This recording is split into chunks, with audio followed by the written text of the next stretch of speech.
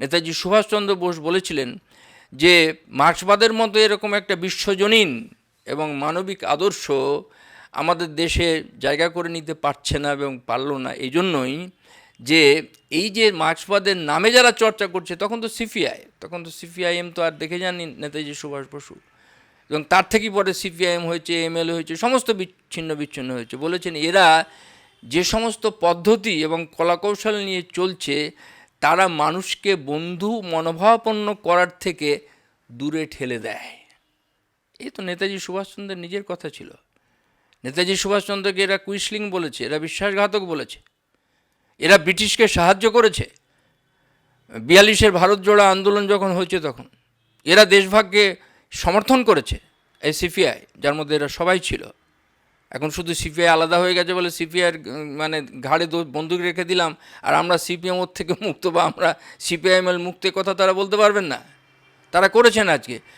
আজকে নেতাজি সুভাষচন্দ্রকে তো যখন চেট্টিয়ারের মন্দিরে এতে আপনার সাউথ ইস্ট এশিয়াতে যখন আজাদ হিন্দ বাহিনীকে সমস্ত কিছু দান দিচ্ছে মানুষ, দাক্ষিণাত্যের চেট্টিয়ার মন্দিরে গিয়েছিলেন, তার সকলকে নিয়ে গিয়েছিলেন।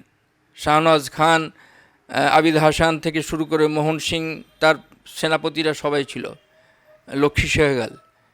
নেতাজিকে চেট্টিয়ার সম্প্রদায়ের মানুষ দেখতে পাচ্ছে যে যারা দাঁড়িয়ে এসছে তাদের মধ্যে মুসলিম আছে, ওদের মন্দিরে ঢোকা নিষেধ। নেতাজিকে বলেছিলেন যে আপনি একা আসুন।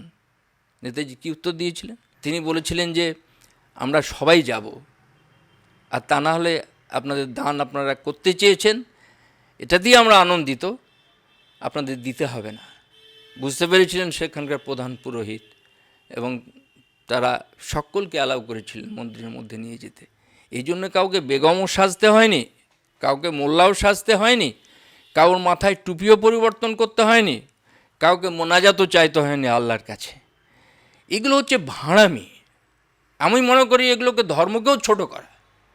আমি নিজে ধর্ম করি না, অথচ আমি যদি একটা ধর্ম ভাব করি, তাহলে কি আমি সেই ধর্মকে শ্রদ্ধা করি? বিবেকানন্দের নামে বিজেপি আজকে বিবেকানন্দের কথা বলে, কিন্তু বিবেকানন্দের কিচ্ছু মানে না। বিবেকানন্দ নিজে বলেছেন যে হজরত মোহাম্মদ হচ্ছেন সাম্যবাদের আচার্য।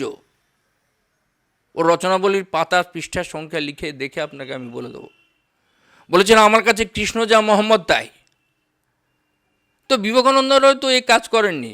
ভোটের কথা ছেড়ে দিন, যে একটা সম্প্রদায়কে আমি কাছে টানার জন্য শুধু ভোটের জন্য আমি গিয়ে তাদের কাছে প্রণাম করব, তাদের দেবতাকে বা তাকে যাকে মানেন তাকে, বা তাকে গুরু বলে মানব, তাকে মাল্যদান করব, এটা তাদেরও অশ্রদ্ধা করা। এবং এটা কোনো বামপন্থীরা করতে পারে না, এটা বামপন্থীরা চর্চাতেই মধ্যে করতে পারে না। এই তারা করেছেন সারা জীবন। সেই জন্য আজকে বিজেপির এই যে বাড়বাড়ন্ত, এই যে আজকে রাইটিস্ট ফোর্স এবং তাদের সংস্কৃতি পশ্চিমবাংলার বুকেও ভারতবর্ষের অন্য প্রদেশের মতো আজকে যে এত বাড়বাড়ন্ত হতে পারছে, কারণ গ্রাউন্ডটাকে এই যে 34 বছর থেকে যে চাষ করার সুযোগ পেয়েছিলেন সিপিএমের বন্ধুরা, সেটাকে তারা নরম মাটি রেখে দিয়েছেন। এটাকে তারা শক্তিশালী আদর্শগত ভিত্তির উপর দাঁড়িয়ে বিদ্যাসাগর, রামমোহন, রবীন্দ্রনাথ, শরৎচন্দ্র, নজরুল যে সংস্কৃতি আমাদের দিয়ে গেছেন, এমনকি বিবেকানন্দ তার মানবতাবাদী যে আদর্শ, যে জাতীয়তাবাদী যে আদর্শ বলিষ্ঠভাবে আমাদের সামনে দিয়ে গেছেন, সে আদর্শকেও তারা সঠিকভাবে তাদের রেজিমের সময়ে, যখন তাদের সবথেকে শ্রেষ্ঠ সময় ছিল এগুলো করার, তখন তারা করতে পারেননি। এবং তার জন্যই আজকে তাদের এই এন্ট্রি সম্ভব হলো, বা আজকে তৃণমূল যে রাজনীতি এখানে করছে এত সহজে ধর্মীয়ভাবে ফাঁসিয়ে দিতে পারছে। আজকে সারা পশ্চিমবাংলাটাকে টুকরো টুকরো করে বাটোয়ারা করছে। তোমরা এখানে হচ্ছ কুচবিহারে, তোমরা হচ্ছে অন্য সম্প্রদায়, তোমরা হচ্ছে ওখানে গোর্খা, তোমরা অন্য সম্প্রদায়, এখানে তোমরা জেলে, কামার, কুমোর। আর যেখানে বিবেকানন্দের মতো মানুষ সেই যুগে তিনি কোনো গণতন্ত্রের কথা বলেননি, বড়াই করে বলেছিলেন মুচি, ম্যাথর সমস্ত মানুষ তারা হচ্ছে আমার ভাই, আমার রক্ত। তো এরা কী বামপন্থী করে?